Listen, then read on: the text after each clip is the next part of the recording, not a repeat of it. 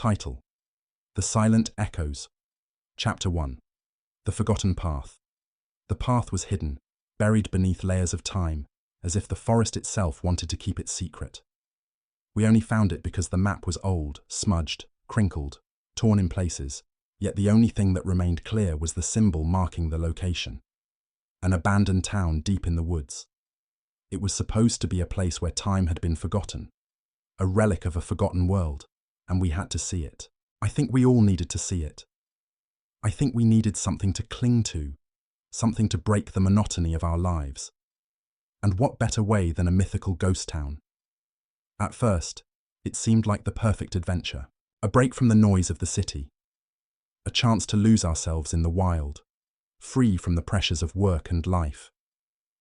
I'm not sure who among us thought it was a good idea, but there was something about that map, its crumpled edges and faded ink, that made it feel real, like a tangible escape from everything we were running from. There were 5 of us. Me, Jack, then there was Sarah, the sensible one, Luke, always looking for trouble, Emily, who had an air of curiosity that never seemed to be fully satisfied, and Tom, the one who lived in the moment, always cracking jokes, but never really laughing. Together we were a group of wanderers, but we never could have imagined where this walk would take us. The hike started out as you'd expect: fresh air, the rustle of leaves beneath our boots, the occasional chirp of birds overhead. But soon, things began to change. The further we went, the less we spoke. The woods seemed to grow thicker around us, and the light became strange, as if the sun itself had lost its way through the dense canopy above. The map said we were close, but I couldn't shake the feeling that something was off. "Are we sure this is the right way?" Sarah asked. Her voice was steady, but there was a trace of unease in it that I hadn't heard before. "We're fine," Luke said. He always did have that unshakable confidence. "The map says it's here. It's just over that ridge."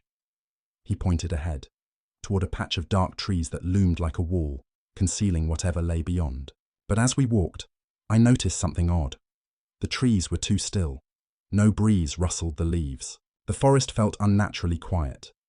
There were no birds, no insects, no sound at all. Just silence. And it wasn't the peaceful silence you might expect when you're out in nature. It was heavy, like the air itself was holding its breath. I wanted to speak, to ask if anyone else felt it, but something kept me from doing so. I didn't want to be the one to voice it, didn't want to be the one to admit that something felt wrong, because the others weren't saying anything. So I kept walking, my feet dragging a little more with each step. We reached the ridge. The trees there seemed older, gnarled. The bark was cracked, and the branches twisted into unnatural shapes, as if they were reaching out to grasp us, to pull us further into the woods. It wasn't a welcoming sight, but Luke was already pushing forward, and the rest of us had little choice but to follow. When we crossed the ridge, I expected to see the town immediately, some sign that we were finally where we'd come for, but there was nothing, just more trees. "Maybe we missed it," Tom's voice, muffled by the heavy air, barely carried over the distance between us. "We didn't miss it," Emily replied. Her voice was firmer than I expected. "The map is clear. It's here." But her words didn't calm me. There was something in her tone, something almost desperate, like she was trying to convince herself just as much as she was trying to convince the rest of us. We pushed on for another hour, maybe longer, before we saw it. It appeared like a phantom, rising from the trees. There was no warning. 1 minute, we were trudging through the thick underbrush, and the next, we were standing at the edge of the town. The buildings were so dilapidated, so worn by time and neglect, that it seemed impossible that they had ever been inhabited. The windows were blackened with grime, the doors hung loosely from their frames, and the street was empty, abandoned, like the town had simply fallen silent and forgotten how to breathe. "This is it," Sarah whispered. Her voice had dropped to a barely audible murmur, as if the town itself could hear her and might react if she spoke too loudly. We stood there for a while, not sure what to do next. It was too quiet, and the air felt too thick to move through. No sounds of animals, no wind, nothing at all. Just the weight of the silence pressing down on us, suffocating the words before they could leave our mouths. The town stretched out in front of us, lifeless and frozen in time. I don't know about this, Tom said. He sounded uneasy now, his usual bravado nowhere to be found. Let's just go back. We can't, Luke said, almost too quickly. We're already here. We might as well see it through. There was no mistaking the determination in his voice. Luke wasn't someone to back down from anything. I wasn't sure whether that was a good thing or not. We made our way toward the center of the town, though none of us spoke much. The longer we stood in the silence, the more it started to feel unnatural, like the town itself was watching us. The feeling of being observed was heavy on my mind. But every time I looked around, I saw nothing. No shadows moving in the corners, no eyes watching from behind the windows. Just the stillness, stretching endlessly in all directions. It wasn't until we reached the center that I started to feel the true weight of this place. In the middle of the square was a fountain, dry, cracked, and filled with a layer of dust. But there was something strange about it. The edges of the stones seemed worn, as if someone had been touching them repeatedly for years. The entire fountain had an odd, almost unnatural smoothness to it, as though the stone itself had been eroded away by more than just time.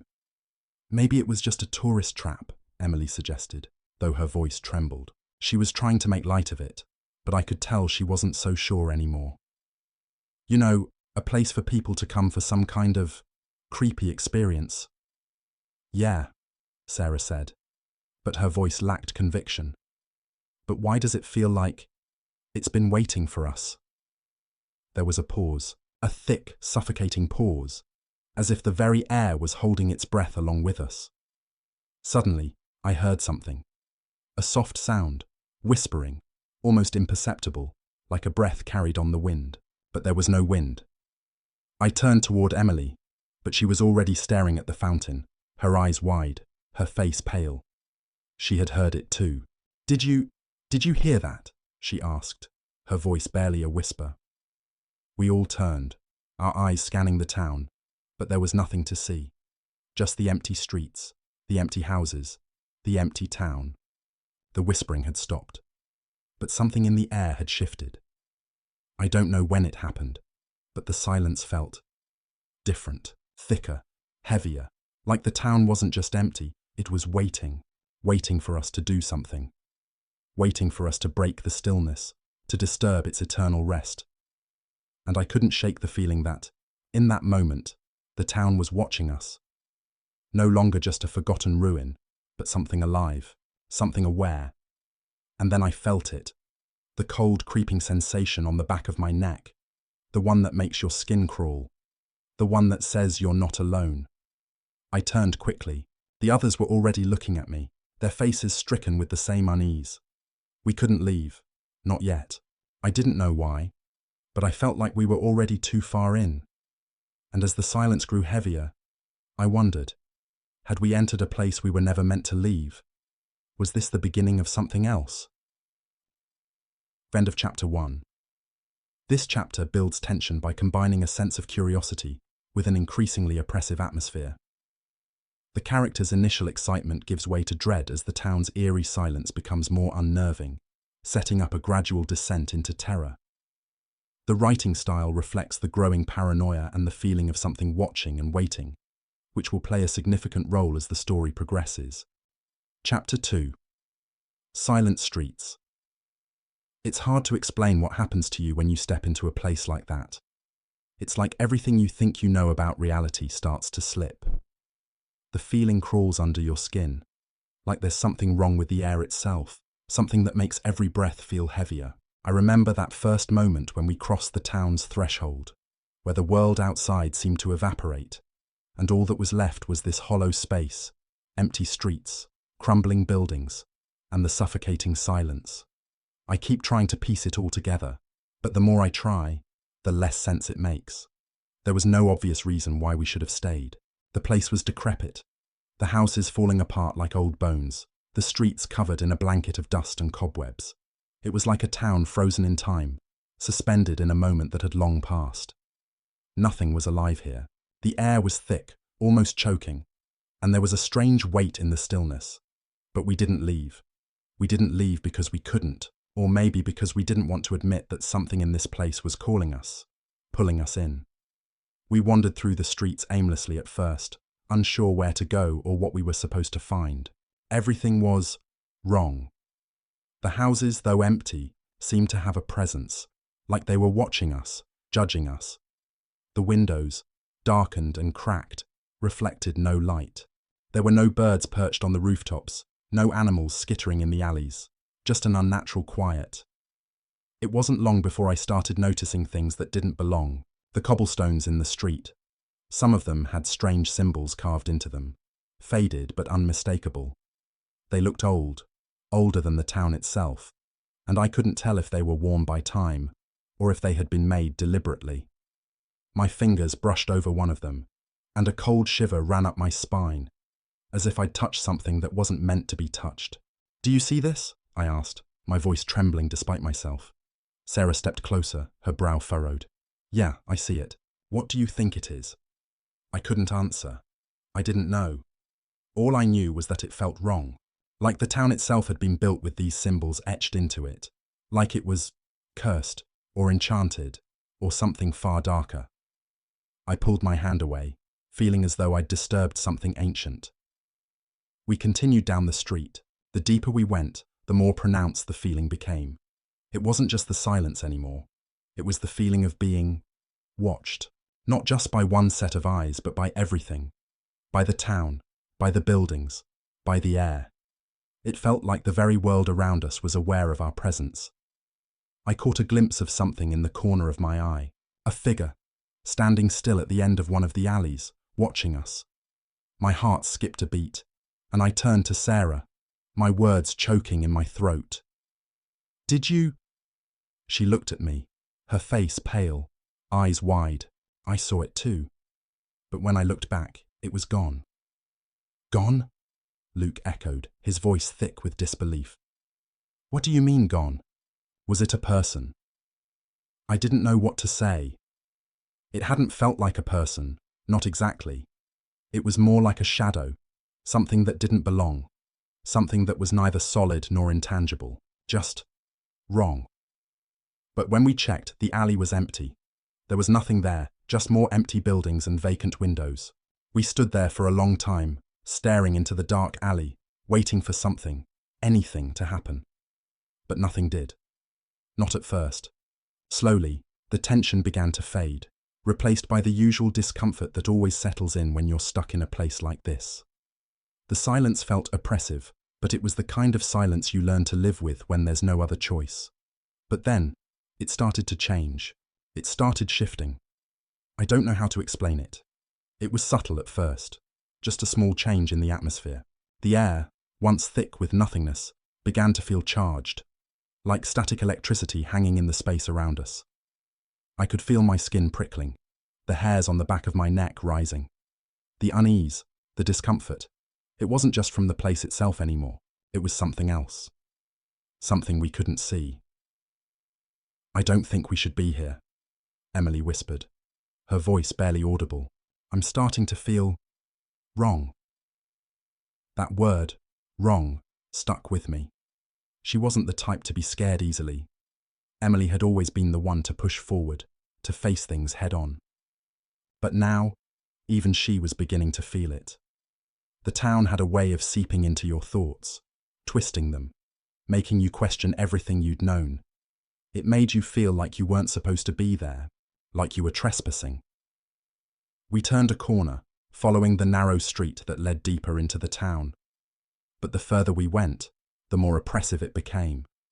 There was no end to the town. It was like we were walking in circles, but each turn felt like we were moving further and further away from reality, until it was all just wrong. I began to realize that we weren't just lost.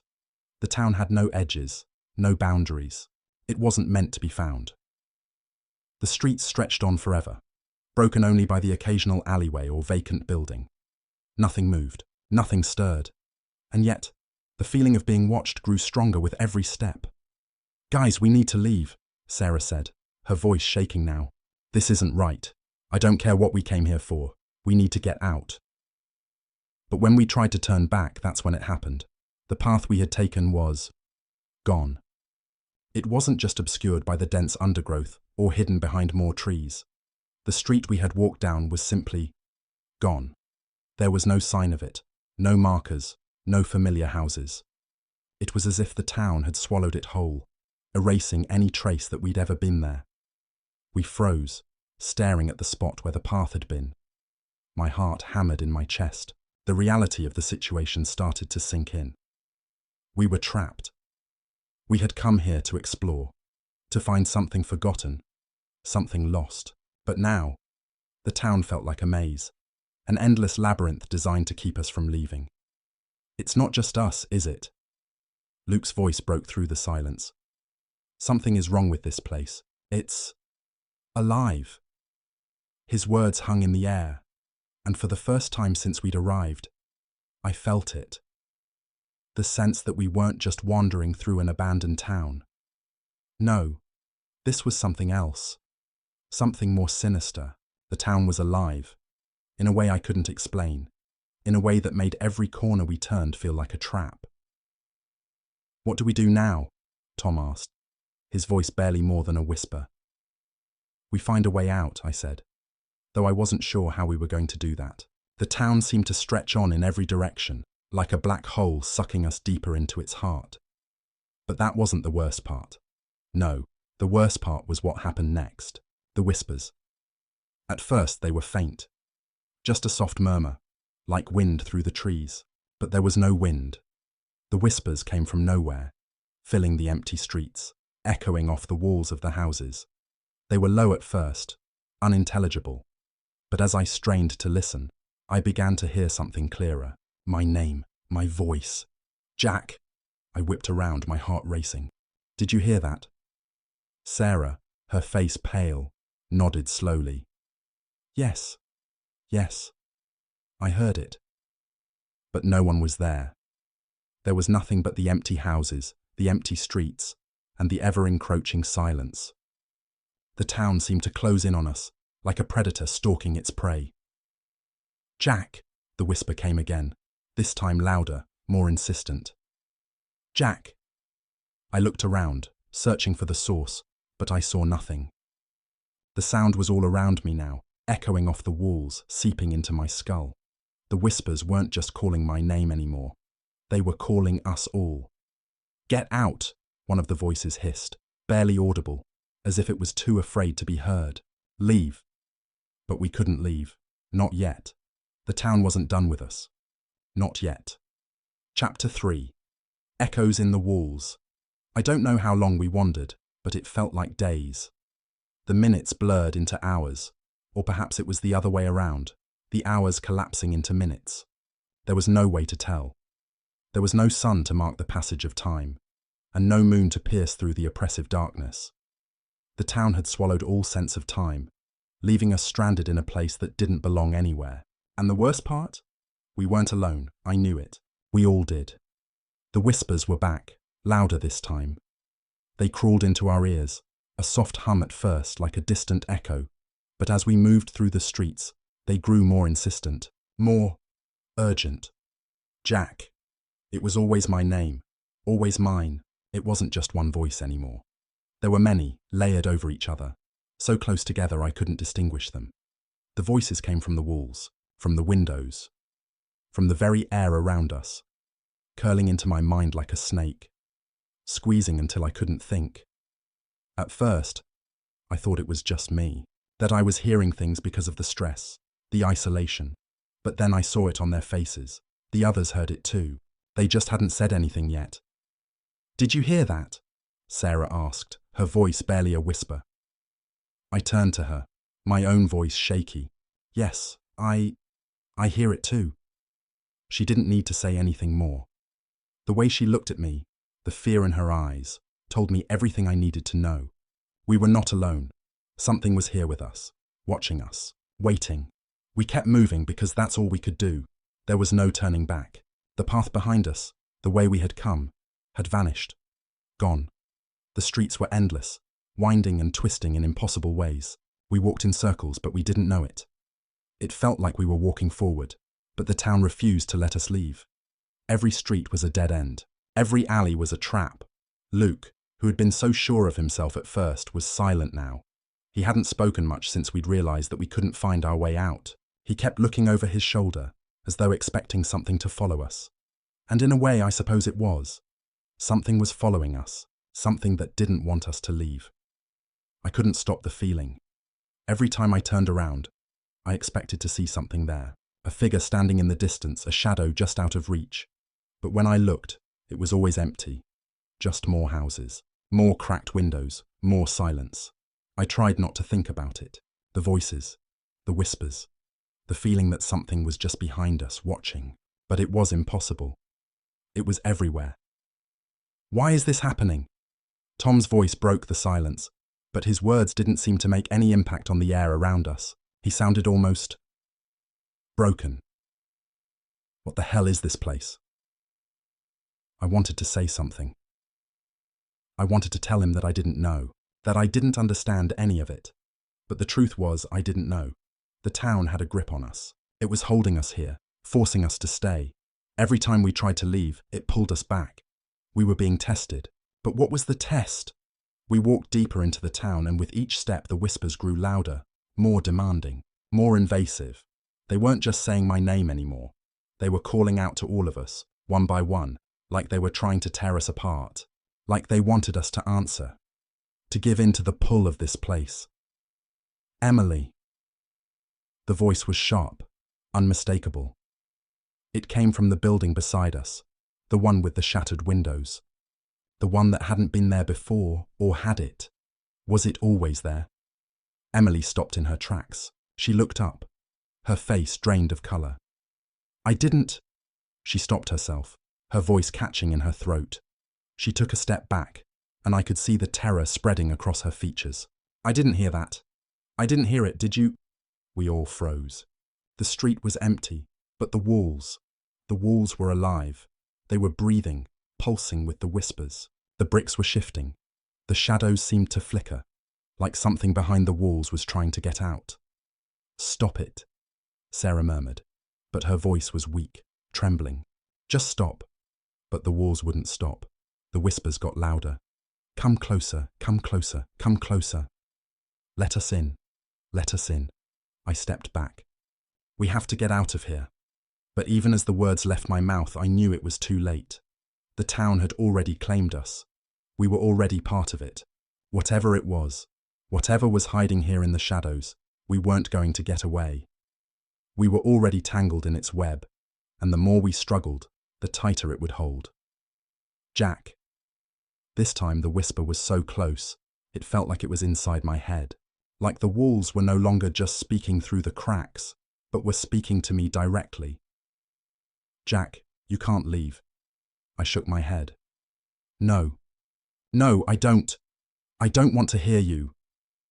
But the voice was relentless. You can't leave. You won't leave. I turned to Sarah, but she was staring at the ground, her face expressionless, her eyes empty. The fear was gone. There was nothing left, just a hollow shell standing there, waiting for something, anything, to happen. Sarah? I reached out, but she didn't respond. Her body was still, her face locked in an expression of cold resignation. Sarah! The others were in a daze too. They were no longer moving with any urgency, as if the town had drained them of their will to act.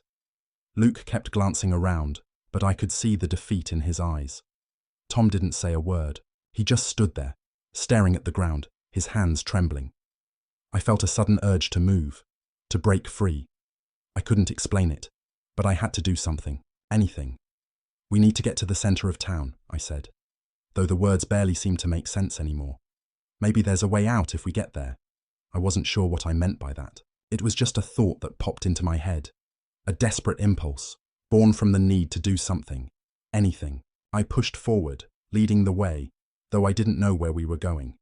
The town was a maze, a living, breathing entity that was doing everything in its power to keep us trapped inside. Every turn we took led us deeper into the heart of the nightmare, and the whispers followed. Jack. I heard my name again, but this time it wasn't the same. It wasn't the voice of the town. It wasn't the walls speaking. It was something else, a figure, a shape in the distance, a silhouette standing motionless at the end of the street. My heart skipped a beat. The figure didn't move. It just stood there, staring at us. Or maybe staring at me. I couldn't tell. But something inside me screamed. Screamed that I needed to look away. That I needed to run. But I couldn't. I couldn't look away. The figure took a step forward, and then another. And with each step, the whispers grew louder, more frantic, until they were a cacophony of voices, echoing in my skull, so deafening that I thought my head would split open. But then, just as quickly as it had started, the figure stopped. The whispers stopped. Everything stopped. I couldn't breathe. The figure didn't move. It was staring at us. Its eyes, or whatever those dark pits were, focused directly on me. I felt a chill run through me, like ice was settling in my veins. And I realized, too late, that it wasn't just looking at me. It was looking through me. It was staring into my soul. "Jack," it said, the voice coming from the figure's mouth, though it wasn't a voice at all. It was a whisper that came from everywhere, from inside the walls, from the ground beneath my feet. "You can never leave." End of chapter 3. In this chapter, the atmosphere of paranoia and dread intensifies as the town becomes increasingly alive with supernatural forces. The whispers become more invasive. The line between reality and madness blurs. And the characters begin to realize that they're not just lost. They are trapped. And the town is aware of them. The figure at the end of the chapter adds an eerie sense of finality, signaling that they may be past the point of escape. The terror builds as they are slowly consumed by the town itself. Chapter 4. The Hollow Heart. The air felt thicker now. The oppressive weight of it was unbearable, like a suffocating blanket wrapped tightly around my chest, restricting my every breath. I tried to focus, tried to force myself to think logically, but every thought I had was fragmented, interrupted by a deep sense of something wrong, a growing, gnawing feeling in the pit of my stomach. It was as if the very air was turning against us, becoming a living, malevolent thing. "Jack!" Emily's voice sounded far away, as though she were speaking through a thick fog. I turned to her, but her face was pale, her eyes wide and unblinking, staring at something I couldn't see. She was frozen, caught in some invisible web that had taken hold of her mind. Her lips moved, but the words came out too softly, a breath barely audible. "Can you feel it?" "It's here." I tried to speak, but no words came. The silence that followed her question was too heavy, too thick. It settled over us like a fog, chilling the air and seeping into our bones.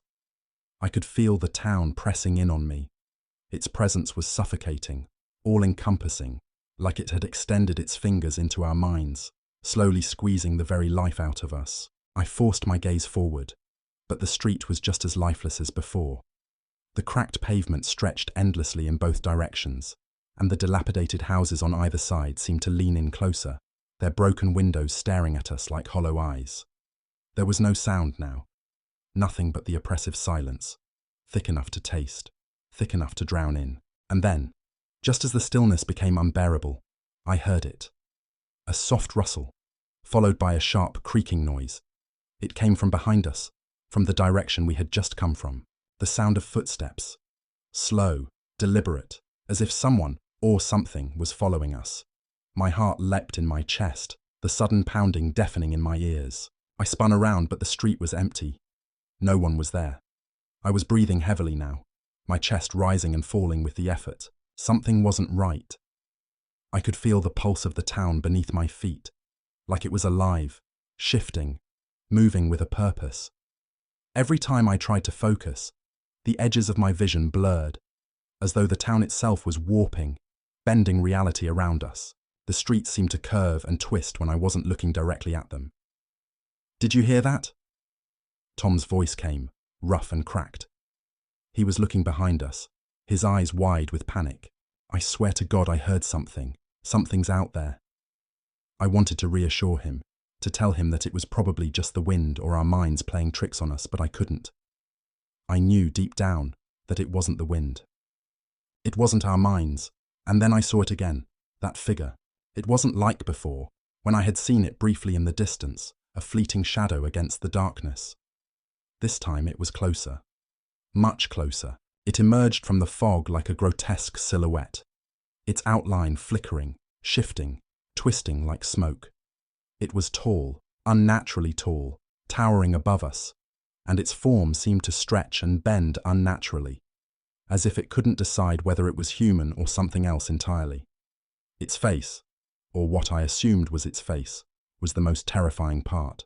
It was empty, hollow, a void where a face should have been, a blank canvas of nothingness, but I could feel its eyes that were not eyes but deep, endless pits, burrowing into my very soul. The air around it pulsed with a low, rhythmic hum, like a heartbeat, steady and unyielding. I couldn't move. I couldn't breathe. All I could do was stare at it, rooted to the spot, as if my body had given up its autonomy in the presence of this thing. The town's whispers were growing louder now, their voices all around us, as if the buildings themselves were speaking, calling out to us, urging us to listen, to understand. "Jack," Emily whispered, her voice barely a breath. She was beside me now, her body trembling. I could feel the coldness radiating off her skin. It's not real. It can't be real." But it was real. I could feel it. I could feel its presence, pressing against my mind, urging me to step forward, to embrace it. I wanted to turn away, wanted to run, but my legs were locked in place, like they were chained to the ground. Every part of me screamed to move, to escape, but I couldn't. "We have to get out." Tom's voice broke through the panic, his words jagged and uneven. He grabbed my arm, trying to pull me away, but the grip of the town was too strong. We couldn't leave.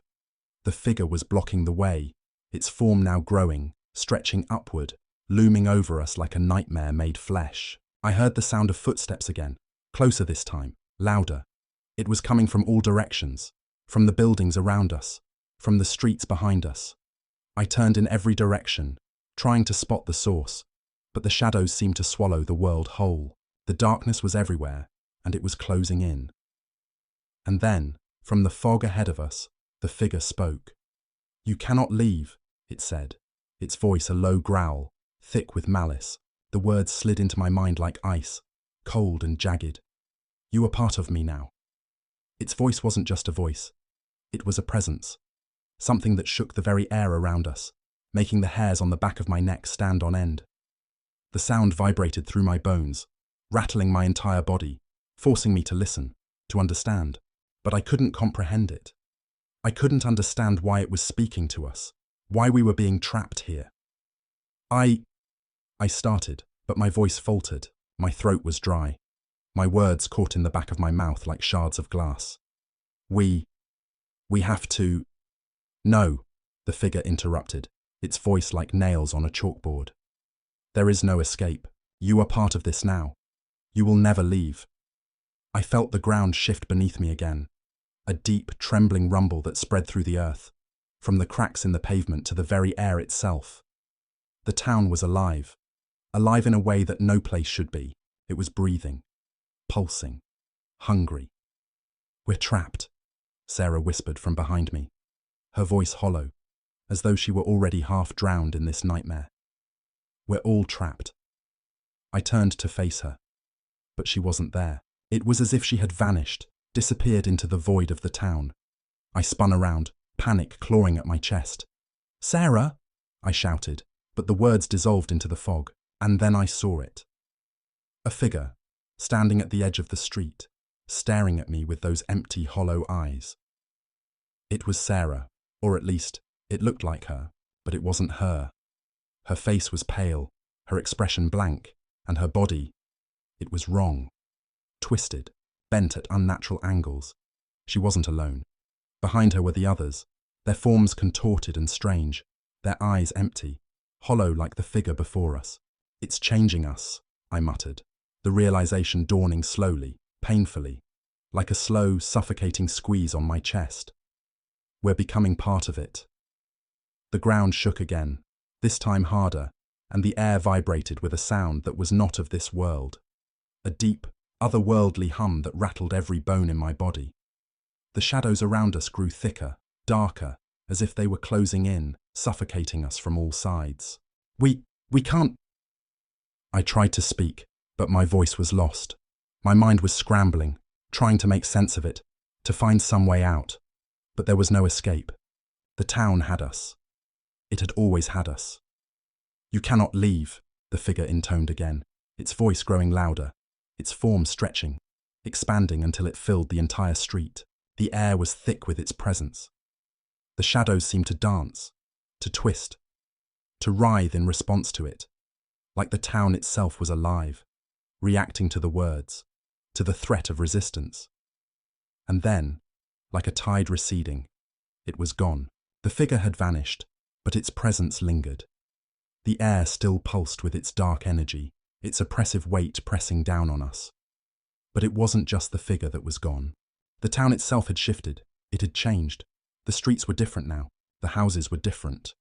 The very air itself felt wrong, too thick, too heavy. The town had swallowed us whole. And it was no longer a town. It was something else. Something that had taken root deep inside us. "We have to find a way out." Emily's voice was trembling now, barely a whisper, but it carried a weight, a desperation that had not been there before. "We have to."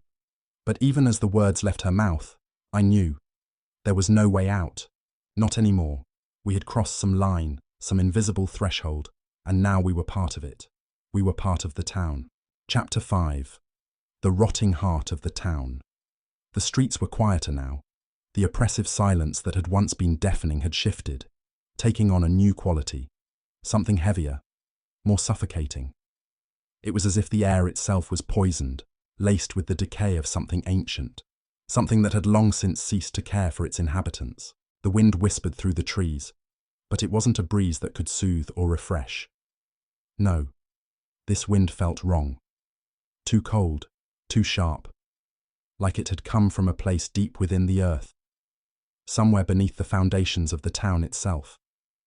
I walked, or rather stumbled, trying to make my legs move as though they were my own, but it felt as if they belonged to someone else. My body had become an unwelcome shell, one that didn't quite listen to me anymore. My eyes, my mind, refused to make sense of anything around me. Nothing seemed real. Not anymore. The town had twisted everything. "Jack." Emily's voice cut through the haze of my thoughts, fragile and thin. "What's happening to us?" I turned to her. Her eyes were wide, but there was no recognition in them anymore. She looked like a stranger. She was becoming hollow. Her face, once so familiar, now seemed stretched, as if reality itself was trying to push her out of its grasp. "We're becoming part of it," I said, the words tasting like ash in my mouth. "We've crossed into something else. There's no leaving now." Emily flinched, the sound of her breath sharp, jagged. Her face contorted with something I couldn't name. Fear, panic, despair. And then, just like that, it vanished. Her expression went blank, her eyes empty. I didn't want to look at her anymore. The hollow stare was worse than the fear. Tom was ahead, his back hunched as he walked quickly, his footsteps echoing in the silence. He kept muttering to himself, like a man trying to convince himself that everything would be okay, even though he knew, deep down, he knew, that it wouldn't be. "We just need to find the exit. We'll leave. We'll get out." But even as he said it, his voice cracked, and the certainty that had once been there was gone. It was replaced by something darker, something more insidious. I heard it again, the footsteps. It wasn't just Tom anymore. It was coming from everywhere. 1,000 pairs of feet moving in unison, surrounding us from all sides, always just out of sight, always in the shadows. The quiet hum of movement, like the town itself was breathing, exhaling through the cracks in the pavement and the whispering wind. "We're not alone," I said softly, more to myself than to anyone else. The words tasted bitter. I didn't need to say it. I already knew. It was the town, closing in on us. It had always been here, beneath the surface, lurking in the darkness, waiting for us to slip up, waiting for us to accept it. Emily stopped beside me, her trembling hand grasping mine.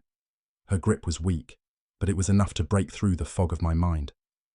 I looked at her, and her face was wrong. Her features were distorting, as if the town was pulling at them, trying to reshape them into something else, something that belonged here, in this place. I don't feel like me anymore, she whispered, her voice shaky, barely audible over the sound of our own breathing. Do you feel it? It's like I'm fading. I didn't know how to respond. I couldn't. The words caught in my throat, twisted in a knot of fear and disbelief. How could I tell her that I felt the same way? That I wasn't sure where I ended and the town began? That the line between us and it had blurred long ago? Tom turned back to us then, his face pale, his eyes wide with terror. We need to go, he said, his voice a rasp, like a man struggling to breathe. We need to find the end of the street. Maybe there's a way out. He didn't believe it, though. I could see it in his eyes. He was trying to convince himself. We were all trying to convince ourselves. We walked, staggered, really, further into the town, moving through the distorted streets like puppets, each of us dragging our own weight, as if the town had leached onto our souls. The houses around us seemed to shift, their windows bending, their doorways narrowing, like they were shrinking us into a maze with no way out. There were no people here, not anymore. There had been people, once, but they had long since become part of the landscape. In the distance, I could see their faces in the windows, pale and distorted, watching us from the shadows. Their eyes were empty, but there was something worse than the faces watching from the windows. It was the town itself. The very earth beneath us seemed to pulse, a slow, rhythmic beat that I could feel in the soles of my shoes. The ground was alive, breathing, like it had a will of its own. It was pulling us deeper, dragging us toward the heart of the town, toward the center of its darkness. There's something here, Emily whispered, her voice so low that I almost didn't hear her. Something in the air. It's making me sick. I felt it too. The air was thick, too thick. It was heavy, suffocating. It tasted sour, like rust and decay. I could feel it settling in my chest, clogging my lungs. Every breath was a struggle. The street ahead was darker than the rest. The shadows stretched across it like a blanket, curling around the houses, pressing down on the pavement. It was as if the darkness itself had gathered there, thickening into a mass, waiting for us. There was no light in that place, no flicker of hope, just the oppressive weight of the town, pushing us toward its center. I looked to Tom for reassurance, but his face had gone slack. His eyes were vacant, distant. He wasn't looking at us anymore. He was staring ahead, as if entranced by something that only he could see. We have to keep moving, I said, forcing the words through my lips, though my voice shook. We can't stop. But Tom didn't respond. He didn't even blink. The shadows seemed to wrap around him, pulling him into them, making him part of the street, part of the town. Tom! I shouted, but my voice barely reached him. His form was becoming less distinct, fading, warping into the darkness. The town was consuming him, pulling him into its sickening embrace. I reached out, grabbing for him, but my hands passed right through him, like he wasn't even there. He was gone. I turned, panic rising in my chest. Emily! I screamed. We have to get out of here. Now! But Emily was gone too. The sound of her breathing, once so close, had disappeared. The silence around me was deafening, and for a moment I couldn't move. I couldn't think. I was alone, alone with the town. A low rumble vibrated beneath me, a groan, deep and ancient. The ground cracked open in front of me and I staggered back, my heart racing. The pavement split, revealing a dark, gaping hole beneath. I could feel the heat radiating from it, feel the pull of it, like the very earth was calling me, beckoning me to step closer. I took a step back, then another, and then I turned, running as fast as my legs would carry me. But no matter how fast I moved, the distance never grew. The town was closing in on me. I didn't know where I was going anymore. There was no escape, not from the town, not from what it had become. It had claimed us, and now it was going to keep us, forever. End of chapter 5. In this chapter, the horror deepens as the characters begin to experience more intense psychological breakdowns. The town itself is revealed as an ever-expanding, all-consuming force, a living entity that bends reality to its will. The atmosphere grows heavier with each step, and the town begins to take on a nightmarish quality that consumes the characters, one by one. The chapter builds toward a sense of hopelessness and inevitability, trapping the characters in a relentless nightmare with no escape. Chapter 6. The Feast of Eyes. The silence was unbearable now. It had been hours, days maybe, since I lost Emily and Tom. Time no longer held any meaning in this place. The town had swallowed them whole, and now it was swallowing me. I could feel it, deep in my bones. The pulse of it, the rhythm of its heartbeat beneath the ground, beneath my feet, beneath everything. The very earth seemed to breathe in time with me, its presence a dark, heavy weight that pressed against my chest, pushing me closer to madness. I stumbled through the streets, my legs moving of their own accord, dragging my body through the fog like a puppet with its strings cut. I didn't want to move, didn't want to keep going, but something deeper than fear, something primal, kept pushing me forward. It was as if the town itself was pulling me along, forcing me to continue even when every part of me screamed to stop. The houses, if you could still call them houses, loomed over me. Their walls were warped, twisted in impossible angles, like the bones of some ancient beast that had been left to rot. Their windows, black and empty, stared down at me with that hollow gaze, unblinking, watching, waiting. They were not just houses anymore. They were eyes. Eyes that had seen too much. Eyes that had been here longer than anything. Longer than the trees. Longer than the pavement. Longer than the people who had once lived here. Jack! The voice was distant, muffled, barely a whisper beneath the weight of the air. It sounded like Emily, but I knew it couldn't be her. She was gone. They were all gone. And yet, the voice persisted, like a thin thread that barely held onto the edge of my sanity. I turned, instinctively searching for the source, but there was no one, just the empty streets stretching endlessly before me. The fog curled around me like fingers, cold and damp, clinging to my skin. "You cannot escape," the voice said again, this time more clearly. But it wasn't Emily's voice. It wasn't anyone's voice I recognized. It was something else, something darker, something that had no form, no identity. It was the town itself, speaking to me in its own twisted way. It was laughing. I spun around again, the world blurring in front of me, my vision swimming as if the very fabric of reality was starting to tear apart at the edges. I had to get out. I had to leave before the town took everything from me, before it consumed me like it had consumed them. But there was no way out. Not anymore. I had seen that much already. There was no door, no window, no escape from the hell that had swallowed us whole. The ground trembled beneath my feet, a low, guttural rumble that seemed to come from the very core of the earth. I staggered, my balance unsteady, and barely caught myself on the side of a building. The air felt hotter now, unnaturally hot, as though the town itself was coming to life, its pulse quickening with each passing moment. And then I heard it. The sound of scraping, like claws against stone, it echoed through the streets, sharp and jarring. The sound was growing louder, closer, and I felt a cold sweat break out on my skin as my heart raced. Something was coming, something terrible. The darkness thickened around me, swallowing everything in sight. The houses, the streets, the very air. Everything turned black, the kind of black that had weight, that had depth. It was as if the night itself had been stretched and pulled into a grotesque shape, bloated with fear and malice. Jack. It was Emily's voice again, but this time it was coming from behind me, coming from the very walls, from the cracks in the pavement, from the dark corners where shadows writhed like living things. It wasn't her, I knew that, but I couldn't stop myself from turning around, from looking for the source. Something was there, something that wasn't supposed to be. And then I saw it.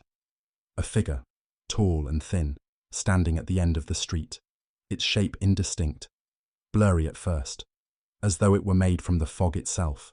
But as it moved closer, I could make out its features, or what used to be features. Its face was wrong, twisted, like it had been ripped from the very fabric of the town and reassembled into something unholy. Its eyes were wide, bulging, staring at me with a hunger so deep, so primal that it made my blood run cold.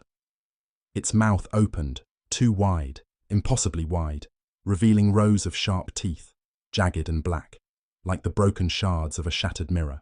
It grinned. No, it didn't grin. It smiled. But the smile was empty, hollow, a gaping maw of nothingness, a black hole where a soul should have been. The figure stepped forward, and with each movement, the ground beneath me trembled, as though the earth itself was shaking in fear. I wanted to run, but my legs were frozen, my body paralyzed by the presence of this thing. I could feel the air thickening around me, pressing in on me, suffocating me. The town was alive, and it was watching. The figure moved closer, its steps slow and deliberate, like a predator closing in on its prey. The air grew warmer, stifling, as if the very temperature of the world was changing. I felt my skin crawling, my insides twisting. It was here. The thing was here, and it was looking at me with eyes that burned. "You're not like them," the figure rasped, its voice a low, distorted growl. "Not yet." I opened my mouth to scream, but no sound came out. My throat was dry, constricted, as if something was pressing down on my chest. My vision blurred, the edges of the world warping, distorting, like the figure itself was bending reality. I tried to move, to run, but my body wouldn't obey. The town had me now. It had taken everything from me already.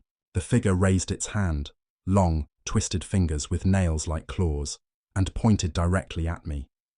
"You will see." The world shifted again, and this time, it wasn't just the air that distorted. The very ground beneath me cracked open.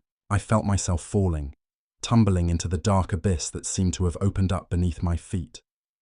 The fog rushed around me, swallowing everything in its path. The figure was no longer in front of me, but I could feel its presence, always just out of reach, like a shadow that was too close to escape. I hit the ground with a sickening thud, and for a moment, I thought I was dead. But then I felt the coldness of the earth against my skin, felt the jagged edges of broken stone digging into my body. I wasn't dead, not yet. I opened my eyes, and the world around me was different. The town had transformed, twisted into something else entirely. The buildings were no longer just buildings. They were faces. Faces with eyes, with mouths, with teeth. Thousands of eyes staring down at me from every direction, their gazes filled with hunger, filled with something darker, something that had been waiting for me. "You will see everything," the voice echoed again, only now it wasn't coming from one place. It was coming from everywhere. The walls, the ground, the air. It surrounded me, filled my ears, my mind. I tried to scream, but my voice was drowned out by the relentless sound of the town's whispers, its growls, its laughter. And then I saw it. In the center of the town, in the heart of it, there was a pit. A massive, gaping hole, deeper than anything I had ever seen, its edges lined with teeth, with hands, with twisted shapes, all reaching out for me. I tried to move, to escape, but I couldn't. My body was no longer my own. The pit was waiting for me. It was hungry. I was its next meal. Chapter 7: The Silent Watchers. I woke to a sky that wasn't a sky at all. It was a lid, a dome, dark and bruised like a forgotten wound, stretching endlessly above me. The clouds, thick and unnatural, swirled in patterns that I couldn't decipher. They weren't clouds at all. They were layers of something else, something that clung to the air like dust in the corner of an abandoned room. I could feel it, pressing down on me, suffocating me. The weight of this place. The town.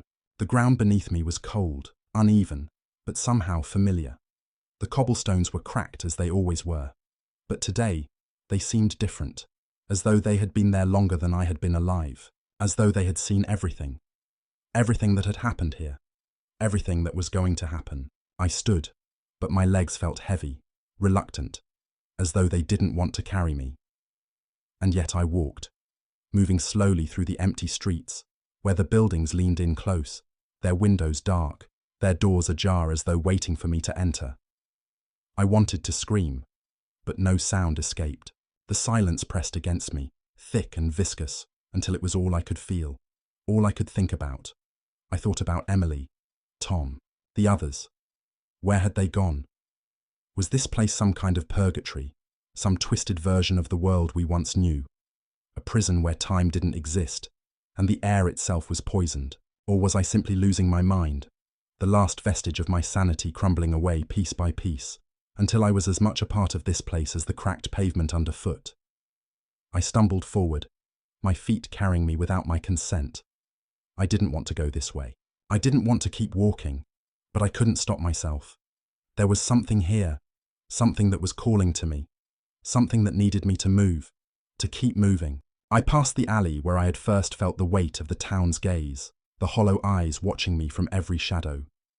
They were still there. I could feel them. I could feel the eyes of the town on me. They were always watching, always waiting, waiting for something, for someone. But this time, it was different. There were more eyes now, more faces, more shapes. They watched, silent and unmoving, as if they had been waiting for me to notice them, as if they had always been there, hidden just out of sight.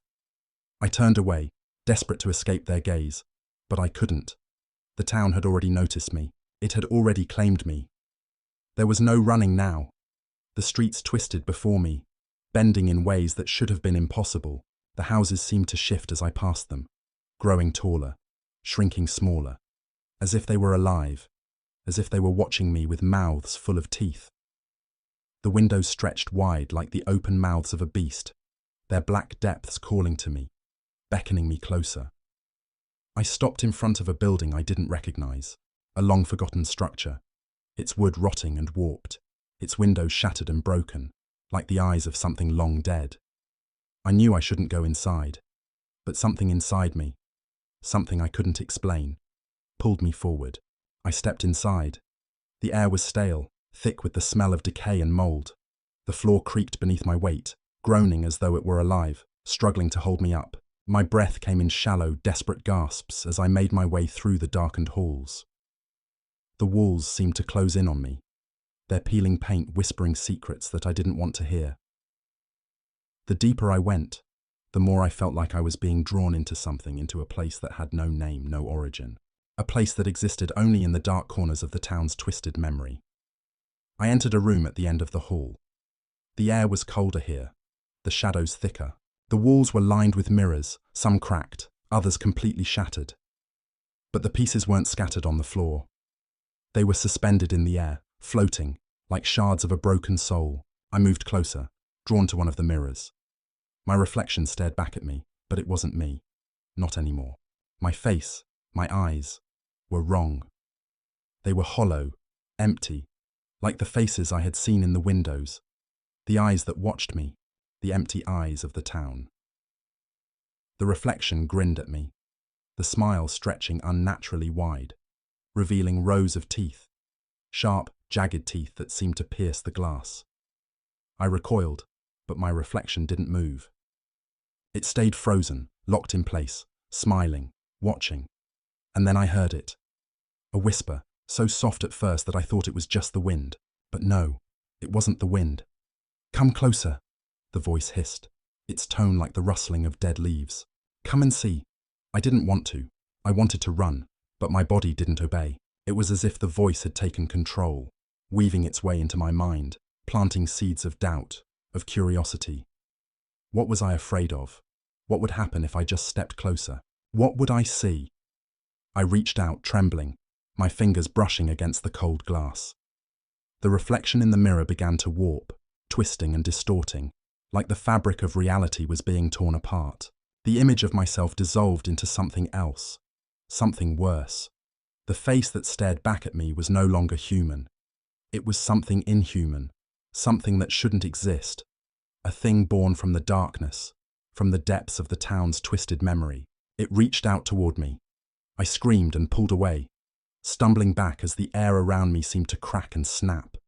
The mirrors shattered, their pieces falling to the ground like drops of blood, but the shards didn't hit the floor. They hovered, suspended in the air, swirling around me like a storm of glass. And then I heard it again. "You will see. You will know." The room began to spin, the walls shifting and warping as though they were alive, as if they had a pulse. The mirrors dissolved into the air, their shards melting into the darkness, and I was left standing in a void, a place that had no time, no form, no meaning. The floor beneath me vanished, and I felt myself falling, tumbling through the blackness. But there was no ground, no air, no sense of time, just the falling. Falling deeper. I woke again, not on the floor, but in the streets, in the middle of the town, surrounded by the houses that watched with their hollow eyes. The town was alive. It had always been alive, and I was a part of it now. The faces in the windows had changed. They were no longer human faces. They were distorted, like the things I had seen in the mirrors. The eyes were too big, too wide, their pupils dilated, pupils that swallowed the light. The mouths were open, frozen in silent screams, as though the houses themselves were trying to scream but could not. They were trapped here, just as I was. I reached out, my hand trembling, my breath shallow. I could feel the weight of the town pressing on me, wrapping itself around my skin, my soul, suffocating me. There was no escape from it. There was no escape from what it had become. The town was watching me. I was one of them now. I could feel the change within me. It was subtle at first, like a pulse under my skin, but it grew stronger, deeper. The hunger inside me was awakening, the need to be part of this place, part of the town's twisted life. It was feeding on me, feeding on my mind, on my soul. I wasn't sure how long I had been standing there when I heard a noise, a soft scrape, like nails against stone. It was coming from behind me. I turned slowly. There was a figure standing at the end of the street watching me. Its face was hidden in the shadow, but I could feel its gaze, burning into me. Its presence was suffocating, oppressive. It wasn't one of the houses. It was something else, something more, and then it spoke. Welcome home. The silent watchers expanded. I woke, but I was not awake. The sky above me was not the sky I knew. It wasn't a sky at all. It was something else, something too thick, too suffocating, as though it were a heavy lid slowly being pressed down on me. The colour of it was a bruised, sickly purple, swollen like an infected wound, stretched tight as if it could tear at any moment. The air was thick, thick enough to choke you with every breath. And in that air, something else moved, something that hummed just below the threshold of hearing, a low, vibrating sound that seemed to pulse with the heartbeat of the earth itself. I stood up, but the ground felt wrong beneath my feet, not in the way it had felt the day before, but in a deeper, more unsettling sense. The earth was soft, almost sponge-like, as if it were alive. My feet sank into it slightly with every step, and the feeling was uncomfortable, unnatural, like I was walking on something that shouldn't be there. The streets were quiet, too still. But the silence was not peaceful. It was heavy, like a thick blanket of cotton smothering any sound that dared to rise. I glanced around, and the buildings, they weren't buildings anymore. They were something else. They were breathing. At least, that's what it felt like. I swear I saw the windows shift ever so slightly, as if they were inhaling and exhaling, expanding and contracting, their black holes staring at me like the eyes of some great slumbering beast. The doors were ajar, just enough for me to see the shadows lurking within, beckoning me. Every step I took seemed to echo through the empty streets. But the echoes weren't natural. They were warped, distorted, stretching and bending in impossible ways. It was as though the air itself was remembering something it shouldn't. My mind was screaming at me to turn back, to run. But my feet, my legs, they wouldn't obey. It was as if my body had become a puppet, jerked along by invisible strings, dragging me deeper into the heart of this place. I had to keep moving. I didn't know why. Maybe I was too afraid to stop. Maybe I was too afraid of what would happen if I did. The urge to move forward was stronger than the fear itself. But deep down, I knew it was a trap. I knew this place was pulling me into its dark, hungry maw. I rounded a corner and stopped dead in my tracks. The alley before me. I had seen it before. The same cracked walls, the same peeling paint, the same oppressive silence. But something was different now. The air felt heavier, the shadows longer. And then I saw it, a pair of eyes. At first I thought they were a trick of the light, a reflection from one of the dark windows. But no, they were real. They were there.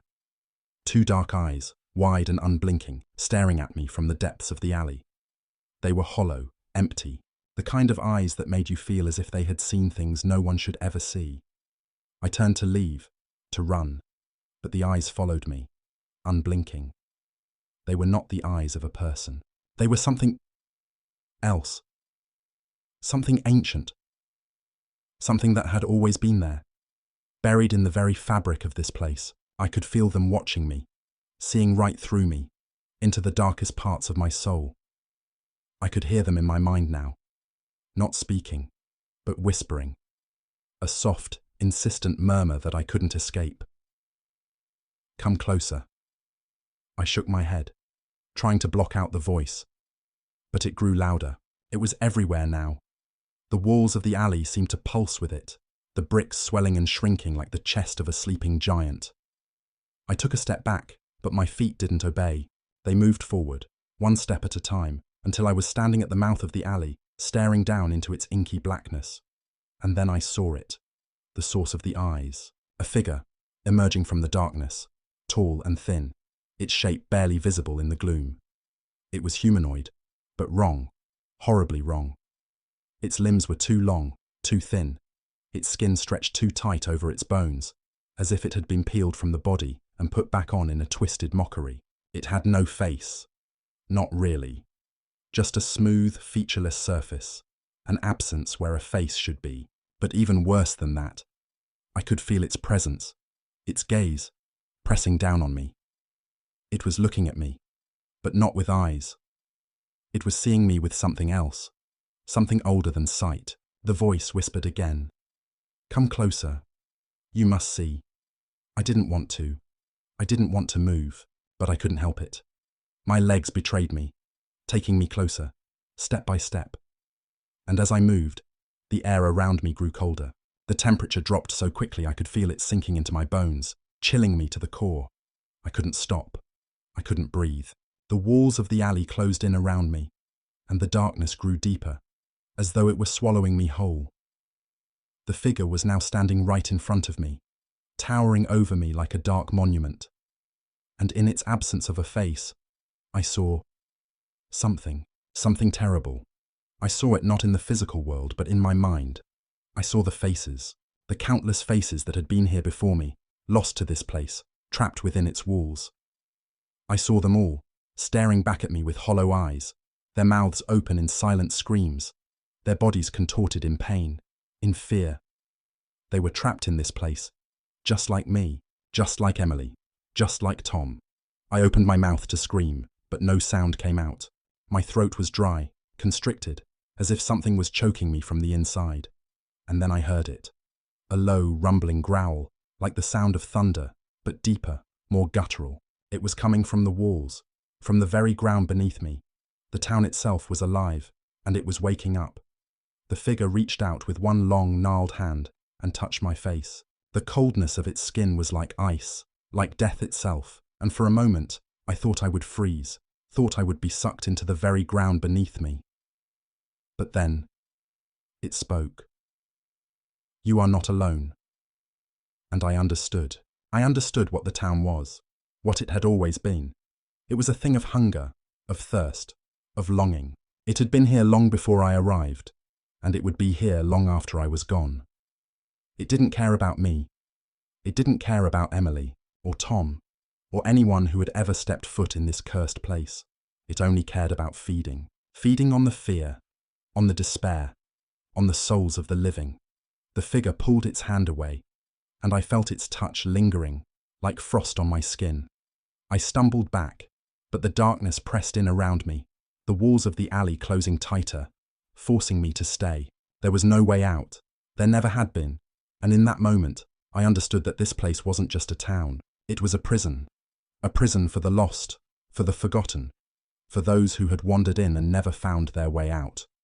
But even more than that, I understood that I was no longer just a prisoner.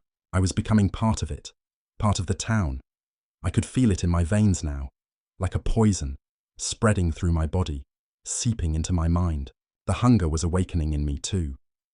I could feel it, gnawing at the edges of my thoughts, urging me to give in, to become one with it, to let it consume me. And yet, a part of me resisted. A small part of me, buried deep within the crumbling walls of my mind, screamed for freedom, for escape. But the rest of me was already gone. The town had taken me, and soon it would take everything else. I turned away, stumbling down the alley, feeling the weight of its eyes on me, hearing the whisper of the town in the air. I had to keep moving. I had to get away from it. But where? Where could I go? The town was everywhere. It was inside me now, and I heard the voice again. Welcome home. The words were not comforting. They were not a greeting. They were a declaration of ownership, of finality. The town had claimed me, just as it had claimed everyone before me. I was one of its many souls, lost in its depths. I couldn't escape. I wouldn't escape. Chapter 8. The Fractured Echo. The silence was deafening, a cold, heavy silence that blanketed the entire town, weighing down on me like an anchor, pulling me deeper into its murky depths. It wasn't just the absence of sound that terrified me, it was the stillness. The way the air hung thick with something unspeakable, as if the town itself was holding its breath, waiting. Waiting for what? For me to snap? For me to lose myself entirely? I didn't know how much time had passed since I stumbled out of the alley. The town was still the same, or at least it looked the same, but I knew better now. The twisted buildings, the sickly colour of the sky, the muffled hum that reverberated through the ground. It was all wrong. It had always been wrong. I had been blind, but now I could see. And seeing, truly seeing, was far worse than I ever imagined. My footsteps echoed hollowly in the empty streets, each one a faint reminder that I was still here, still tethered to this place. But I wasn't alone. I could feel them now, the watchers. I couldn't see them, not exactly, but I could feel their presence, pressing in from all directions. They were out there, somewhere, lurking in the shadows, waiting for me to make a mistake, waiting for me to slip up, to give in to the madness. I didn't dare stop, not now. If I stopped, I feared the town would swallow me whole. I passed the same houses again and again, each one identical, each one a distorted reflection of the last. The windows stared back at me like eyes, black, empty, all-seeing. The air around me felt heavier, thicker, as though the walls themselves were closing in. I turned a corner and saw a street I didn't recognize. I knew I had never been here before, yet something about it felt familiar. Too familiar. The same crooked lampposts, the same cracked sidewalks, the same… No. It was different. The street was wrong. The buildings here were taller, their windows darker, their shapes more angular, more aggressive. They pressed in on me like something closing in for the kill. I heard a sound behind me, a scrape, like fingernails on glass. I whirled around, but there was nothing. Nothing but the empty street stretching behind me. Empty but for the shadows that seemed to shift and warp as if alive. My heart pounded in my chest, my breath shallow and quick. I couldn't afford to lose focus. Not now, not with everything that had already happened. I quickened my pace, my shoes scraping against the pavement, but the sound grew louder, more insistent. Scraping, scratching. I turned again, and this time, I saw them. The shapes. Small figures, shadows, moving against the walls, crawling along the edges of the buildings like insects, darting in and out of view.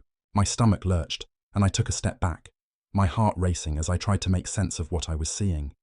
They weren't human. No, they weren't anything human. They were distorted. Features blurred and melted together, limbs that bent at odd angles, faces that seemed to flicker and shift, always just out of reach of recognition. And then one of them stopped. It was standing perfectly still, watching me. Its face was a smear of shadow, a blank canvas that stretched and twisted as if trying to form something, anything. Its eyes, its mouth, its expression, into something recognizably human. But it failed. It always failed. I could feel its presence in my bones, in the pit of my stomach, a sickening weight that made it hard to breathe. It was hungry. I knew that. They all were. I wanted to run. I had to run. But my legs wouldn't obey. I could feel the pull of the town. No, not the town, but something in the town, holding me here, like a spider's web, thin and delicate, but stronger than it looked. I was trapped. I had been trapped from the moment I arrived, and now there was no escape, no way out. I tried to force my legs to move, to take me somewhere, anywhere, but I could only stare at the shadowy figure as it continued to watch me, its form flickering like a broken TV signal, like it was there, but not there at the same time. It didn't speak. It didn't need to. I could hear its thoughts. I could hear them in my own mind, a low, insistent murmur that filled every corner of my consciousness, drowning out all other thoughts. Come closer. The voice wasn't a sound. It was a feeling, an intrusive, invasive presence that burrowed into my skull, worming its way into the very heart of my thoughts. It wasn't asking. It wasn't pleading. It was demanding. I took a step forward, and then another, drawn by that pull, that unbearable force that surged through the air like static electricity. Every fibre of my being screamed at me to stop, to turn around, to run, but my body was no longer my own. It obeyed the pull, obeyed the force that wanted me to step closer, to enter the realm of the unknown, where shadows lived and memories died. I had no choice. I couldn't fight it anymore. And then it spoke again, but this time it wasn't a whisper. It wasn't in my mind. No, it was real. It was coming from behind me, from the shadows that I had once thought empty, but now were anything but. Welcome to the other side, it said. You'll never leave. Not now. Not ever. The words felt like ice, freezing my spine, chilling me to my core. I turned slowly, dread twisting in my chest, to face what I knew I'd find. The figure was gone, but the voice lingered, echoing in my ears, in my mind, in my very soul. I stumbled backward, my hands scraping the rough brick walls of the buildings that lined the street. The shadows were closing in again, gathering, coiling like smoke around my limbs, pulling me down, pulling me into something else. I couldn't see it, couldn't understand it, but I could feel it. It was there, in the air, in the ground, in the very bones of the town itself. I was falling. No, not falling. It was something worse. It was like I was being drawn into the very fabric of the town, its darkness seeping into my skin, my thoughts, my soul. I could feel the weight of all those who had come before me, their suffering, their pain, their endless wandering. They were part of it now. They were part of the town, trapped in its grasp forever. I reached out, my fingers touching the cold stone of the building beside me, but it felt wrong. The walls were smooth, yes, but they seemed to absorb my touch, pulling something from me, something essential, something I didn't even know I had. I pulled my hand back quickly, but it was too late. The town had already begun to take me, piece by piece, bit by bit. I heard the whispers again. They were everywhere, beneath the ground, in the walls, in the sky, in the very air I breathed. They were voices, but not voices I recognized. They were fragments of thoughts, fractured memories, forgotten faces. They came in flashes, quick glimpses of lives I didn't know, of people I had never met, but their suffering was palpable. I could feel it, crawling through my skin, burrowing into my mind. I was becoming part of them. I was becoming part of the town's endless cycle of pain. Welcome home, the voice whispered again. But now it was not the thing that had spoken to me before. No, it was something else, something darker, older, a voice that had been here before the town, before the darkness, before the streets were even laid down, and it was laughing. The end of chapter 8. This expansion adds more psychological horror and surreal terror, emphasizing the sense of inevitability and the ever-deepening madness the protagonist faces. The landscape is becoming less tangible, blending into the fabric of the town itself as the protagonist becomes part of it. The entity or force within the town is now more insistent, pulling the protagonist into its world with increasing force, reinforcing the theme of eternal entrapment. The use of sensory details like the eerie silence, the sensations of the shadows, and the distorted perception of time and space heightens the atmosphere of fear. The final image of the protagonist being consumed by the town's darkness adds to the existential horror, where not only the body, but also the soul, becomes part of the endless cycle of suffering. Chapter 9. The Descent into Oblivion. The walls no longer felt solid, not in the way they should. They didn't have the comfort of being anchored, grounded to the earth. They were thin, fluid, like the skin of something alive, stretching and breathing with every passing moment. I could hear them, the walls, groaning with each shudder of the air, whispering in low, unintelligible voices that slithered into my ears and curled around my thoughts. The air itself was thick with something foul, something putrid, but I couldn't place it. It wasn't a smell, it wasn't a sound. It was something deeper, something beyond the senses.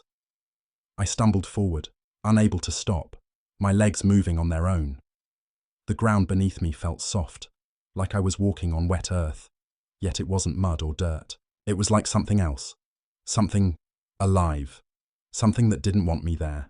I felt it tug at my feet, trying to pull me down into the darkness that swirled just beneath the surface, trying to drag me under. But I couldn't stop. I couldn't slow down. I couldn't escape. The town had taken me. I was no longer part of the world I once knew. I was part of it now. I had become a fixture of its grotesque reality, a cog in its never-ending nightmare.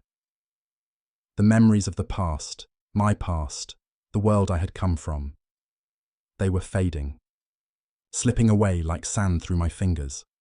Each second, each breath, felt like an eternity, and yet time didn't matter anymore. Time was a fiction.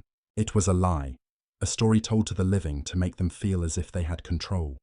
But I was no longer living, not in any meaningful sense. I could feel it now, the pulse of the town. It wasn't just in the walls. It was in my blood, in my bones, in the very core of my being. It was pulling at me, drawing me deeper into its insatiable maw, and I was helpless, helpless to stop it, helpless to resist. There was nothing but this suffocating blackness that enveloped everything. It was like I was swimming in it, drowning in it, suffocating under its weight. The deeper I went, the more the walls blurred, the more the air thickened, the more everything shifted.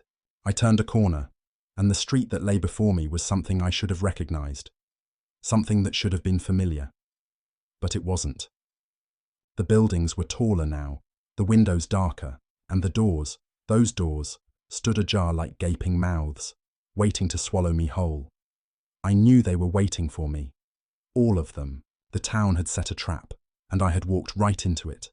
The very architecture of the place was a lie, a false shell meant to lure me in. And now I was caught. There was no way out. A cold wind whispered past me, sending a shiver down my spine. But it wasn't a wind. It wasn't real. It was a breath, the exhale of something vast, something ancient, something watching. The town itself was breathing, and I was nothing but a fly in its web. The thought filled me with a primal fear, a sense of desperation. I was trapped. I was suffocating. I needed to get out. I needed to leave this place, but my body wouldn't obey. I tried to turn, to run, but the pavement beneath me seemed to stretch endlessly, growing longer, more distorted, as if the world itself was bending in on itself. The shadows lengthened, curled around me like hands, tugging me in every direction. I stumbled. I couldn't tell if I was running or if I was walking in circles. It didn't matter. Nothing mattered anymore. The buildings around me began to warp. The windows stretched and melted, their once smooth panes now jagged, like broken teeth. The walls twisted, folding in on themselves, folding into something else, something that wasn't a building at all. It was like the town was bleeding, oozing into something that wasn't human, that wasn't even real. A grotesque, living thing that moved and shifted with a will of its own. A thing that had been waiting for me, a thing that needed me. I could hear them now, their voices, the ones who had come before me, the ones who had walked these streets, been consumed by the town, and were now lost to it. Their voices rose in a cacophony, a chorus of whispers and screams that filled the air. I could hear them clearly now, their words slicing through the veil of my thoughts like a blade. "You will never leave," they whispered. "We never left. We are still here. We are the town. We are it." And it is us. The words echoed in my mind, reverberating in every corner of my consciousness. I wasn't alone. I wasn't even an individual anymore. I was part of the whole, part of the madness, part of the endless spiraling descent that the town had created. The more I heard them, the more I felt them. The town's pulse, the town's breath, the town's hunger. It was becoming mine. I looked down at my hands. They were pale, shaking, but they weren't mine, not entirely. They were different, like they had been touched by something else, something ancient, something alive. I could feel the presence of it in my fingers, in my blood, in the very fibers of my being. I wasn't just a visitor here anymore. I was becoming one with it. No, I whispered. But my voice was drowned out by the sound of the wind, the pulse of the town, the whispers in my ears. I tried to move, to break free from the clutches of this thing, this place, but it was too late. I was already too deep. The town had already claimed me. It was in my thoughts now, in my dreams, in my very breath. I reached out, my hand brushing against a wall that seemed to shimmer and warp like liquid. The moment I touched it, the entire world around me collapsed. The ground beneath my feet cracked, splintered like glass, and I fell into the void. The darkness swallowed me whole, and I was falling. No, I was sinking into the abyss that the town had become. There was no bottom, no end, no escape, only the suffocating, choking grip of the shadows. I could hear the voices now, louder than ever, surrounding me, drowning me in their madness. They were all around me, whispering, screaming, laughing. You will never escape. We are the town. We are you. We are eternal. The last thing I saw before the darkness took me completely was a face. But it wasn't a face at all. It was a shadow, a shifting blur of eyes, teeth, and skin. It was the face of the town, and it was smiling. End of chapter 9. In this chapter, the protagonist is further consumed by the town, which is revealed as a living, breathing entity. The atmosphere is thick with suffocating dread, and the boundaries between reality and nightmare blur completely. The imagery of the town warping and folding in on itself intensifies the sense of inevitability and helplessness, as the protagonist realizes that the town has become part of him. The whispers of those who came before him reveal the ultimate fate awaiting him, an eternal entrapment in the town's horrific grasp. Chapter 10. The Infinite Return. The darkness enveloped me, thick and suffocating, until I couldn't tell where my skin ended and the shadows began. My thoughts were muddled, like a fog pressing in from all sides, clouding every clear fragment of memory, every fleeting image of the life I once had. It wasn't just the weight of the darkness, it was the silence that crushed me. A silence so deep that it had a sound, a low, constant hum that rattled in my chest, vibrating through my ribs, through my bones, until I couldn't tell if it was real or just my imagination playing tricks. I reached out, my hands scraping against the cold, smooth surface of something I couldn't see but could feel with a precision that terrified me. It wasn't a wall, it wasn't a door, it wasn't anything at all. It was as if I was suspended in a void, trapped between worlds that didn't exist anymore. A limbo where time had no meaning, where space had no purpose. The darkness, it was alive, and it knew me. It called my name in whispers that echoed through the emptiness, thin voices that had no faces, no bodies. They crept along my skin, sliding under it, burrowing into my thoughts, writhing like worms in the corners of my mind. But it wasn't a voice I recognized. It was the voice of the town that had been pulling at me since the moment I set foot in it. The town that had devoured everything I had once known. It had been waiting for me. The air was thick with an unspoken promise, a promise that I had no choice but to fulfill. There was no escape, no way out. The town's grip on me was like the grip of the grave, tightening with each passing second, until I could feel the very life being squeezed from me. I wasn't just part of the town now. No, it was much worse than that. I had become the town. My soul was now part of the endless, spiraling madness that had overtaken it. The whispers grew louder, sharper, as though they were surrounding me, circling me. Their words, once a mere murmur, now were clear, distinct. You are one of us now. You cannot leave. You never could. We are you. We are all you. The realization hit me like a blow to the chest, knocking the breath out of me. The truth, the horrible, suffocating truth. I had become an echo of the town's curse, a ghost trapped in the machinery of its endless cycle, its endless hunger. I tried to scream, but my voice was swallowed by the silence.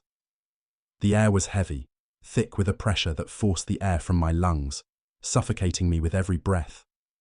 The shadows were closing in, curling around me like snakes, tightening, constricting, and I knew that I was being dragged deeper into the abyss. There was no fight left in me. I had no strength to resist. But even as the shadows wrapped around me, I felt something, a flicker, a memory. It was faint at first, a mere whisper against the roiling, suffocating darkness. But it grew stronger, a face, a name, a place, a sliver of something long lost. I could see it in my mind's eye, a flash of sunlight, the smell of freshly cut grass, the laughter of children playing, the warm embrace of something real, something alive. My heart jerked, a sudden sharp pain that split through the thick veil of confusion, and for a moment, I felt human again. For a fleeting moment, I felt as though I could reach out and touch that memory, grasp it, and maybe, just maybe, break free from this suffocating darkness. But the town wouldn't let me. The very walls of it, the very air of it, were closing in tighter. I felt them, those cold, malevolent hands clawing at me, pulling me back. The whispers grew more frantic, more insistent, until they became a roar, an overwhelming tide that crashed against my skull. You cannot escape. You are ours now. You will always be ours. I could feel it. The coldness, the weight, the sheer force of it. The pull was inescapable. I could feel myself slipping. I wasn't just sinking into the darkness now. I was becoming it. The town's hunger was inside me, inside my thoughts, inside my body. I could feel it gnawing at me, devouring me from the inside out. But still, that flicker remained, that sliver of light, of life. It fought against the darkness, trembling but defiant. I closed my eyes, letting the pressure of it wash over me, and I held onto that flicker with everything I had left. I concentrated on it, grasped onto it, let it consume me until I could no longer tell where the memory ended and the darkness began. I focused on that feeling of sunlight, of warmth, of realness. But it was fleeting. The darkness was stronger. The pressure around me increased until I felt my body bending, breaking under the weight of it. I could hear the bones in my limbs snapping, the flesh tearing, the blood running cold in my veins. The world was collapsing around me, folding in on itself until there was nothing left but the weight of the shadows, the pull of the town, and the whispers of those who had come before. You are one of us now. The words grew louder, louder until they drowned out everything, until they became the only sound, the only thing that mattered. And then, there was nothing.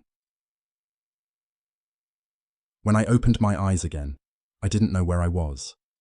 I could feel the cold air on my skin, the weight of it hanging in the air like the last breath of a dying world. The world. Was it still the world? I didn't know. I couldn't tell. I was surrounded by nothing. The streets were empty. The buildings were hollowed-out shells, their windows shattered, their walls crumbling, their doors wide open like mouths screaming in silence. And the sky. The sky was a sickly shade of green, like mold growing on something that had once been alive. I stood there, alone, in the middle of it all, and I knew. I had returned. I was back in the town, but it wasn't the same. It wasn't the town I had come to fear. It was something worse, something new. The town had changed. It had evolved, grown more twisted, more hungry. Its pulse had quickened. The whispers were still there, but now they were stronger. They were louder. They were clearer. You're here. Welcome home. It wasn't the voices of the past anymore. It wasn't the echo of those who had walked before me. It was my own voice. My own thoughts, twisted and warped by the madness, now joined in with the chorus of the town. becoming part of it, becoming part of the endless cycle that had no beginning and no end. I stepped forward, my legs heavy, as though they were no longer my own. The ground beneath me shifted, the pavement cracking and groaning with every step I took. The buildings around me seemed to leer, their windows like eyes, watching me, waiting. The doors were open, but I didn't want to go inside. I knew what lay beyond them, the shadows, the hunger, the suffocating darkness that wanted me. But I had no choice. I was already part of it. There was no escape. BT. End of chapter 10. And this chapter marks the protagonist's full immersion into the town's eternal nightmare. The oppressive, suffocating atmosphere is heightened as the protagonist realizes that their very essence has been consumed by the darkness. The imagery of the town itself mutating and evolving underscores the sense of inescapable fate, while the flickering memory of something once real represents the last vestige of hope. Ultimately, the protagonist is trapped, lost, and consumed by the town, which has evolved into something even more insidious and hungry for his soul. Epilogue. The eternal cycle. I woke up, but I didn't know where I was anymore. The world I had once known, warm, tangible, real, was slipping further away, a dream fading just before the moment of full consciousness. Or perhaps it was a nightmare. Perhaps it had always been. The town that had claimed me. It had devoured everything, my past, my memories, my identity. I had become part of it, as much a fixture of it as the crumbling buildings and the empty streets. I wasn't sure what I was anymore, whether I was the one who had walked into the town or the one who had been consumed by it. I could no longer tell where I ended and where it began. The whispers had stopped, but only because they had become me. The voices I had heard, those long-forgotten souls who had once roamed these cursed streets, they had all been folded into the fabric of the town. I could feel them now, their thoughts mingling with mine, feeding off the same fear, the same hunger. We were one in the endless cycle of torment that would never end, one in the eternal darkness that stretched far beyond the horizon. I looked at my hands, pale and trembling, but they weren't my hands anymore. They were just another part of the town, worn, broken, and lost. And yet they moved. They moved as if they had purpose, as if they still remembered something beyond the walls of this twisted, forsaken place. I tried to speak, to cry out, but my voice was no longer mine. It was the voice of the town, speaking through me, from the depths of my soul. "You will never leave," it whispered. "We are one. We have always been." I stumbled through the streets, my footsteps heavy, dragging me toward a destination I knew but could not understand. The town had a pulse, a heartbeat that echoed in every corner, in every crack in the pavement, in every gust of wind that brushed against my skin. It wasn't just a place. It was alive, and I was alive in it, in its blood, in its hunger. And the worst part? I had always been a part of it. The moment I stepped into this place, I had been claimed. There was no beginning and no end, only the endless loop of suffering and torment that bound all those who entered. The doorways loomed ahead, the dark, gaping mouths of buildings that had been waiting for me. I didn't want to enter. I didn't want to be drawn back into the dark heart of the town. But I knew I had no choice. The pull was too strong, the hunger too great. There was no escaping it. And so, I walked. With each step, I felt myself sinking deeper into the very fabric of the town. It was as if I was being swallowed whole, not by the walls or the earth, but by the essence of the town itself. I was fading, becoming one with the darkness, one with the void. I reached the door. The threshold was no longer a point of entry. It was a point of no return. I hesitated for just a moment, a final breath of resistance. But it was gone the moment I crossed the threshold. I stepped inside, and the door closed behind me. The darkness embraced me like an old friend, and I could feel it welcoming me home. I was home. I had always been home. The town's heartbeat pulsed in time with my own, and the whispers rose again, louder, clearer, as if they were waiting for me to speak. Welcome home. I wasn't sure if I was speaking anymore, or if the town itself had taken over, but the words flowed from my lips, my voice becoming one with the voices of all those before me and all those who would come after. We are the town, we are eternal, we never leave. And as the darkness consumed me, I realized that there was no end to this cycle, no escape, no final release. There would always be more, always more souls to devour, always more darkness to feed upon. And I was just one more piece, just one more echo in the eternal chorus of the town. The cycle would never break. And so, it began again. End. This conclusion seals the fate of the protagonist, confirming their total absorption into the town's endless nightmare. The cyclical nature of the horror is emphasized. There is no beginning, no end, only the eternal struggle, the eternal hunger. The protagonist has become part of the town, and the town has become part of them, ensuring that the torment will continue indefinitely for all who are drawn into its cursed walls. The last words echo the inevitability of this fate, suggesting that the cycle of darkness, consumption, and rebirth will carry on forever, with new victims drawn in as the town's hunger grows.